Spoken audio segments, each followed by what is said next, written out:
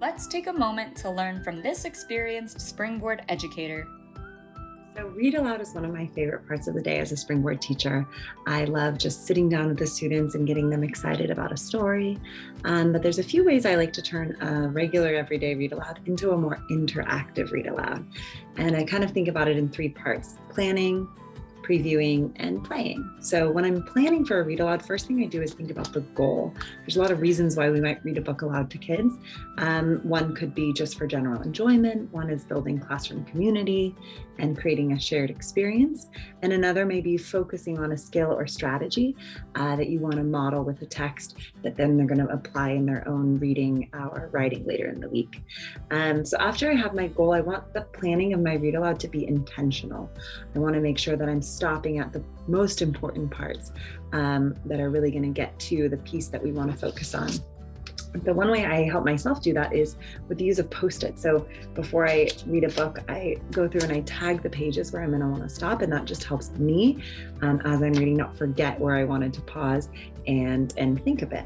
So for example, I want to pause on this page to say, what did the illustrator do here to show that elephant was grumpy? And then maybe I want to stop on this almost last page and say, wow, look, what's changed? Elephant's not looking so grumpy anymore. How can we tell? So Post-its can be really helpful for that planning piece. Next thing I want to do to make my read alouds more engaging is to preview. So maybe I'm previewing for the students what the focus is. Today we're going to be talking about the setting, and I'm going to tell them about this and show some examples before we start to read to get their brains warmed up.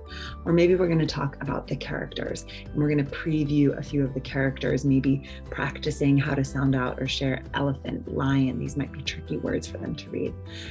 Similarly, maybe there is a spelling pattern that we're going to focus on that repeats in the book, or rhyming words that have a similar ending, and I want them to be keeping their eyes out for that. Or maybe there are sight words we're going to be spying for as we read. When you see the sight word, show me your sight word glasses, something like that. I may also want to provide a sentence frame for them to be thinking about, I think blank, because, and getting them warmed up to share after the story about a particular question we have. So those are different things that I can help preview in advance to make the students more interested in really listening during the read aloud.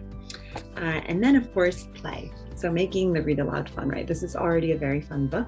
And one of the things the author does is go from normal text, horizontal to a vertical page. So I could say, friends, look, what do we do? How can we fix this?